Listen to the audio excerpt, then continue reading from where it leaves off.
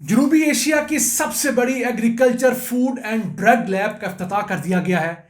1,66,000 मुरब्बा फुट पर फैली हुई इस लैब के अंदर इंसानी ज़रूरियात के लिए, जानवरों के लिए और पौधों के लिए जितनी खुराक, पानी, वैक्सीन, इवन कॉस्मेटिक्स तक के टेस्ट हो सकेंगे, लोगों की ज़िंदगियों से खेलने वाले लोगों को पकड़ा जा सकेगा, उन्हें सख्त तरीन सजाएं दी जा सकेंगी।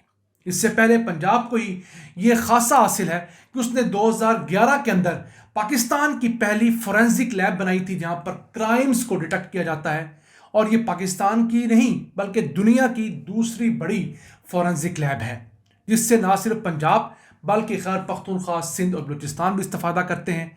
आज की वीडियो में आप ये भी जान सकेंगे कि खैबर पख्तूनख्वा की फोरेंसिक लैब के क्या बुरे हालात हैं, और सिंध में तो अभी तक फोरेंसिक लैब 8 अरब रुपए लगाने के बावजूद ऑपरेशनल ही नहीं हो सकी। इसके साथ साथ आज की दूसरी खबर, गवादर इंटरनेशनल एयरपोर्ट ने एक और अहम संग मील अबूर किया है। यहां पर जहाज़ों को रिफ्यूल करने के लिए बाकायदा रिफ्यूल स्टेशन कायम कर दिया गया है, जिससे ना सिर्फ इस एयरपोर्ट पे आने वाली फ़्लाइट्स यहां पर ही फ्यूल हासिल कर सकेंगी, बल्कि दुनिया भर में जाने वाली फ़्लाइट्स इस एयरपोर्ट पर उतर के रिफ्यूलिंग और उसके बाद मुस्तकबिल में मेंटेनेंस की सहूलियत भी ले सकेंगी, जो कि इस एयरपोर्ट को इंटरनेशनल सतह पर मुतारफ करवाने की जानब एक बड़ा कदम होगा। अस्सलाम वालेकुम व्यूअर्स, विच पाकिस्तान का नया एपिसोड लिए मैं हूं आपका मेज़बान अब्दुल रहमान। आज 5 फरवरी है और हम अपने कश्मीरी भाइयों से यकजहती के लिए दुआ गो भी हैं और आपसे भी रिक्वेस्ट करते हैं कि उनको हर किस्म की मदद फराहम किया करें। जनूबी एशिया की सबसे बड़ी एग्रीकल्चर, फूड और ड्रग्स लैब का इफ्तिताह कर दिया गया है। एक ऐसी लैब है जिसमें इंसानी खुराक, पानी, अद्वियात, खाद, पेस्टिसाइड, वैक्सीन्स और कॉस्मेटिक समेत हर किस्म की टेस्ट हो सकते हैं। अब ये लाहौर में ठोकर नियाज बेग के करीब 64 कनाल रकबे पर मुकम्मल हुई है।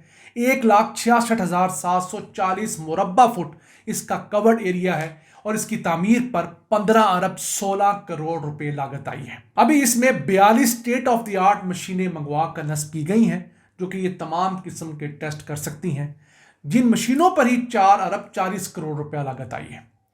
इस लैब की खासियत यह है कि इसके अंदर मौजूद 232 साइंसदानों में से 100 साइंसदान ऐसे हैं जो या तो अपनी फील्ड्स के अंदर गोल्ड मेडलिस्ट हैं या सिल्वर मेडलिस्ट हैं।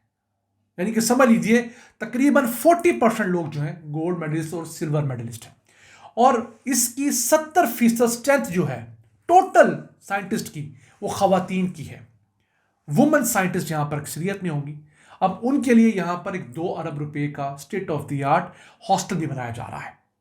प्रोजेक्ट बहुत अच्छा है, क्योंकि पाकिस्तान में जो हम दिन ब दिन बढ़ती हुई बीमारियां देख रहे हैं, उसकी चंद बड़ी कॉजेज में से हमारा गंदा खाना भी है, जो हम खुराक खाते हैं, हमारे पानी के ख़राब हालात भी हैं, हमारी फसलों को जो पेस्टिसाइड कसरत से डाला जाता है, जाली किस्म के फर्टिलाइज़र डाले जाते हैं, वो भी हैं, जो हमें वैक्सीन्स लगती हैं, इवन जानवरों को जो वैक्सीन्स लगती हैं उसके अंदर 2 नंबरी होती है स्मगलिंग के नाम पर या टेम्परेचर कंट्रोल ना करने के नाम पर। वो तमाम इश्यूज अब सेटल हो सकेंगे। अब एग्रीकल्चर हमारे मुल्क का 24% जीडीपी है, यानी अगर हमारी जीडीपी 400 अरब डॉलर्स की है तो एग्रीकल्चर का हिस्सा 100 अरब डॉलर्स का है। पाकिस्तान में कोई इस किस्म की state of the art facility नहीं थी। पंजाब ने इसमें कदम बढ़ाया है, बहुत अच्छा इनिशिएटिव है। इससे पहले पंजाब इसी तरह की एक post state of the art crime scenes के लिए फोरेंसिक लैब 2011 में बना चुका है। वो दुनिया के अंदर दूसरी बड़ी लैब है। पाकिस्तान के अलावा दर्जन से ज़्यादा ममालिक ऐसे हैं जहां से फोरेंसिक सैंपल्स वहां आते हैं। उसे मजीद एक्सपैंड करने के लिए 5 अरब रुपया अनाउंस किया गया है। वहां पर 142 मशीनें नस्ब हैं, 565 मजीद जदीद मशीनें फोरेंसिक से रिलेटेड वहां पहुंचाई जाएंगी। फिर जो उनके सेटेलाइट क्राइम सीन यूनिट्स थे, कहीं कत्ल हो गया तो पहले उस तफ्तीशी पर मुनसर होता था कि वहां से कौन से शवाहिद इकट्ठे करे और कौन से छोड़ दे या भूल जाए, जिसका फायदा मुजरम को होता था। लेकिन अब ये जो सेटेलाइट क्राइम सीन वाले हैं, ये जाके तमाम किस्म के शवाहिद वहां पर प्रिजर्व करते हैं, तस्वीर लेते हैं, जहाँ पर फिंगरप्रिंट लेने हो, खून का सैंपल लेने हो, कपड़ों के लिए जो चीज़ें भी हैं, तो जराइम को बहुत हद तक गवाहों के बगैर भी साबित किया जा रहा है। पहले ये सेटेलाइट क्राइम सीन्स 8 थे, अब इन्हें पंजाब के 38 अजला तक फैलाया जा रहा है। तो ये स्टेप्स पंजाब में अच्छे लिए गए हैं। اس کے مقابلے میں خیبر پختونخوا بھی اپنی ایک فورینسک سائنس لیب چلاتا ہے، لیکن اس کے حالات یہ ہے کہ دسمبر 2025 میں پشاور ہائی کورٹ کو بتایا گیا کہ 83,000 کرائمز کے سیمپل جو ہیں وہ پینڈنگ پڑے ہوئے ہیں، کیونکہ خیبر پختونخوا کی جو فورینسک لیب ہے اس میں 85 لوگ آفیشلی ہونی چاہیے، لیکن صرف 44 لوگ موجود ہیں، باقی یا تو بھرتی نہیں کیے گئے یا باقی چھوڑ کے چلے گئے۔ تو اس متعلق خیبر پختونخوا حکومت کو غور کرنا چاہیے، یہ بھی بہت کرنے کا کام ہے، وہ صوبہ دہشت گردی کے فرنٹ لائن پر ہے۔ پھر سندھ کے حالات تو اس سے برے ہیں۔ سرند کی جو فورینسک لیب ہے وہ 2020 سے انڈر کنسٹرکشن ہے، بلڈنگ کا گرے سٹرکچر مکمل ہو گیا ہے، 8 ارب روپے اب تک لگ چکے ہیں، 50 گاڑیاں خریدی جا چکی ہیں جو کھڑی کھڑی خراب ہو رہی ہیں، جو انہیں جا کر یہ فورینسک سین کو سیکیور کرنا ہوتا ہے۔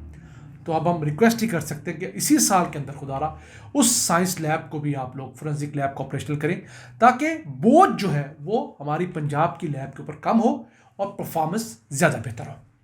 آئیے چلتے ہیں آج کی دوسری اہم خبر کی طرف۔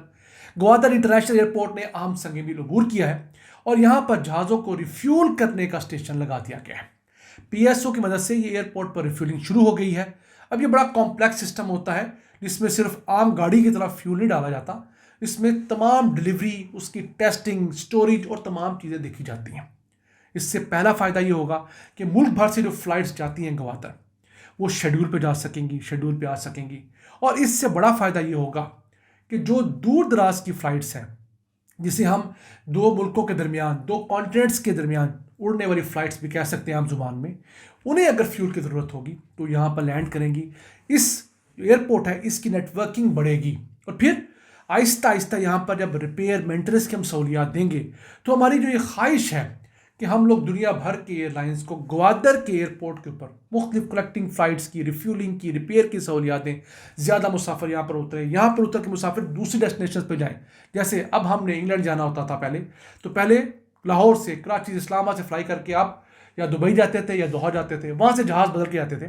تو اسی طرح کنیکٹنگ فلائٹس کا یہ سارا معاملہ بھی اسی صورت میں ممکن ہے کہ جب آپ کے گراؤنڈ کے اوپر اس طرح کی بنیادی سہولیات موجود ہوں۔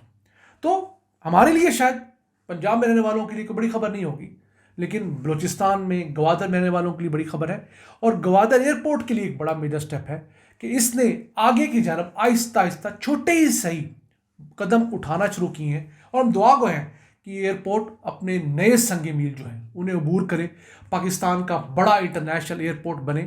سائز میں تو پاکستان کا سب سے بڑا ہے، 4300 ایکڑ کے اوپر محیط ایئرپورٹ ہے، لیکن ابھی اس کے اوپر اتنی فلائٹس نہیں آتی جتنی آنی چاہیے۔ تو وہ فلائٹس بھی آہستہ آہستہ آئیں گی، کنیکٹنگ فلائٹس بھی یہاں پر آئیں گی، ٹرانس اٹلانٹک اور ٹرانس شپمنٹ نہ جانے کیا کیا ٹیکنیکل نام ہوتے ہیں وہ ساری آئیں گی، اور اس شہر کو بھی ہم انشاءاللہ تعالیٰ اگر نیت سے چلائیں، بلوچوں کو ان کے حقوق دیں، پینے کا صاف پانی دیں، روزگار دیں، عزت دیں، وہاں پر رہائش کی بہترین سہولیات دیں، تو یقین کیجیے یہ شہر دبئی سے زیادہ ترقی یافتہ شہر بن سکتا ہے، بشرطے ہم پہلے وہاں کے مقامی لوگوں کو ان کی بنیادی اچھی سہولیات ان کا حق سمجھ کے دیں، خیرات دیں۔ ناظرین، یہ تھا آج کا ایپیسوڈ، ہمیں آپ کو پسند آیا ہوگا۔ اپنی سجیشنز، اپنی آراء سے ہمیں آگاہ رکھا کریں۔ اپنے میزبان عبد الرحمان کو اجازت دیجیے۔ اللہ نگہبان۔